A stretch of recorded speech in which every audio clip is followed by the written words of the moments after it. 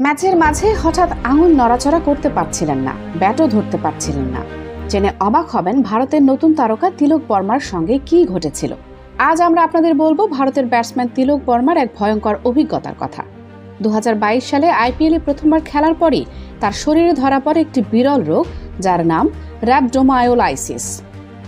এই রোগে বেশি ভেঙে যায় এবং শরীরের বিভিন্ন ক্ষতিকর পদার্থ রক্তে মিশে কিডনির ক্ষতি হতে পারে।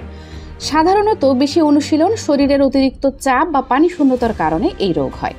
তিলক নিজেই গৌরব কাপুরের ইউটিউব শোতে বলেছেন, আমি সবসময় ফিট থাকতে চেয়েছি।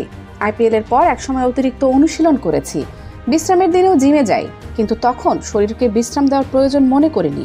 পেশি ভেঙে যায়, স্নায়ু ক্ষতিগ্রস্ত হয়। বাংলাদেশ সফরের সময় ভারতের হয়ে খেলার সময় একটি ভয়াবহ ঘটনা ঘটে।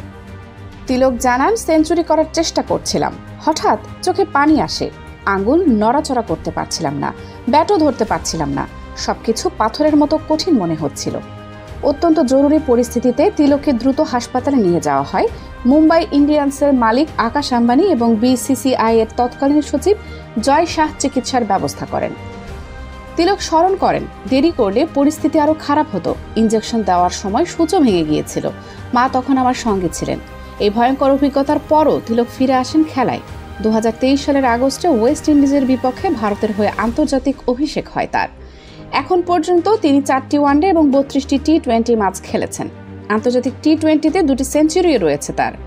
তিলকের গল্প আমাদের শেখায়, কখনো কখনো স্বাস্থ্যই প্রথম। খেলোয়াড়দের প্রতি অতিরিক্ত চাপ বা বিশ্রামহীনতা ভয়ানক ফল দিতে পারে। তিলক সেই শিক্ষণটা নিজে ভোগ করেছেন এবং ফিরে এসে ভারতীয় ক্রিকেটে তার জায়গা তৈরি করেছেন। এই ঘটনা শুধু খেলার চমক দেখায় না, বরং মনে করিয়ে দেয় স্বাস্থ্যের গুরুত্ব। তিলকের সাহসিকতা আর ধৈর্যই আজ তাকে আন্তর্জাতিক মঞ্চে পৌঁছে দিয়েছে।